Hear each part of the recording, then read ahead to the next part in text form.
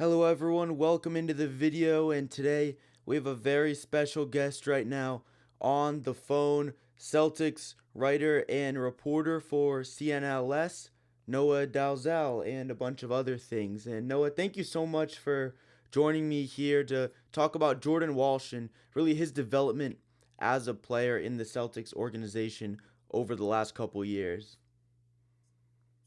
Yeah, thanks so much for having me. It's a pleasure.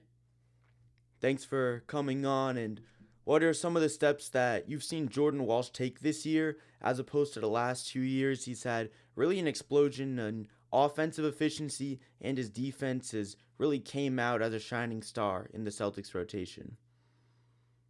Yeah, it's a league of opportunities. So I think you saw Jordan first year he was in the G League, second year he's buried on the bench, and you know you can only do so much when you're not actually getting on the floor. And then this season, obviously Jason Tatum is sidelined.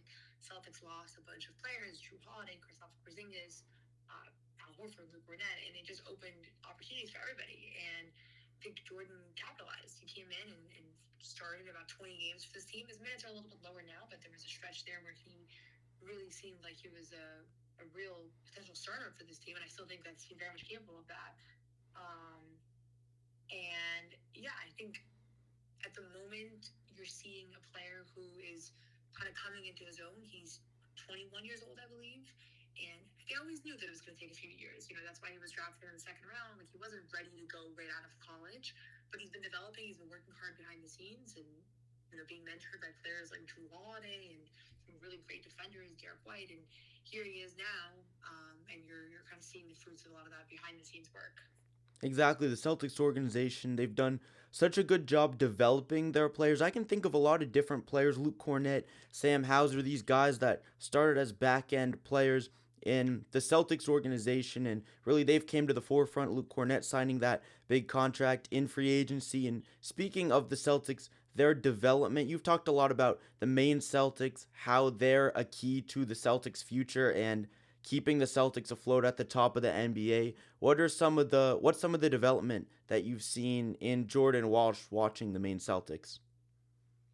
The main Celtics are amazing. I think you see there's a program that's really centered around development, and there's a lot of continuity between what's going on in Maine and Phil Pressey, who's the head coach there, who has been a player development coach for the Celtics, and everything that's going on in Boston. So a lot of continuity between like the two clubs, and you see a lot of players like Denise Queta, Jordan Walsh, Sam Hauser, Luke Cornett, like they get their training in Maine and then they go up to Boston, or down to Boston, I should say, and they're kind of ready to go. And you're even seeing that right now with like a guy like Amari Williams, who has spent most of the year in the G League, and then he comes into Boston and it's like he's ready to make an impact, pretty much from the rip. And so I think it's a credit for the fact there's a ton of communication between the parent club and Maine, and then also it's a credit to the fact that there's just a good eye for like who would work in Boston and who works in this program.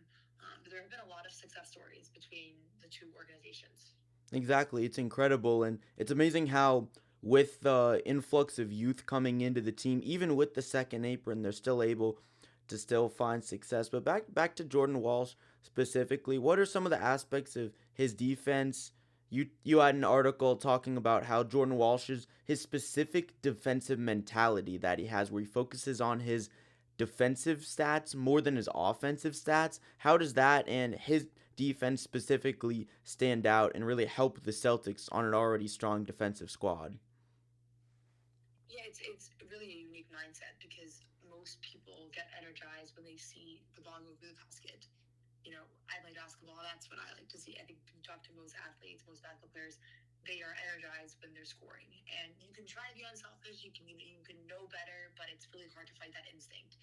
I think Jordan is in a handful of players in the NBA who truly are more energized by the other end of the court. And when he gets a stop, when he draws a charge, when he steals the ball, gets a deflection, that's what energizes him. And when he scores, it's kind of like he has to get back on defense because that's really where he's most focused. And I've asked him about that. He's explained that to me kind of exactly in those terms.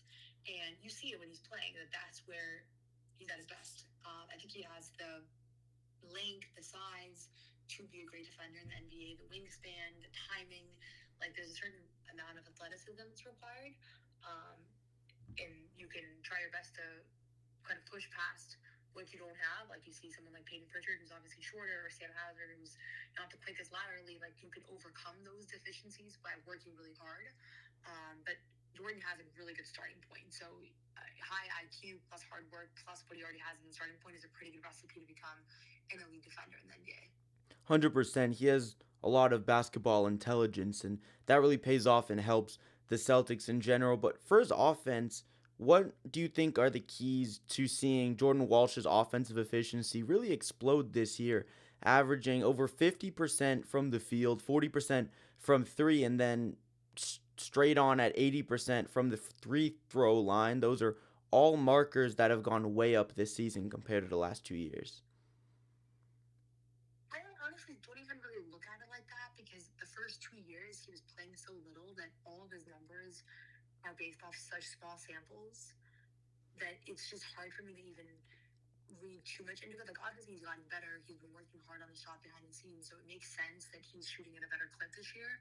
But truthfully, like he has been doing this, you know, behind closed doors, I'm sure, for a lot longer than we're noticing. It's just really hard to come in, and if you're taking 2 shots in a game, it's hard to shoot 50%. Where if you're taking 7 or 8 shots, it's a little bit easier. If you're taking 20 shots, it's easier. You know, it's easier to get a little bit of a flow. So these guys, you know, Jordan, Ugo, Baylor, like all these guys that come in and take very few shots, it's a hard spot to be in, and it's a skill that you have to kind of develop in and of itself. Exactly. All right. Well, thank you so much for coming on. Yeah, of course. Thanks for having me. Thank you.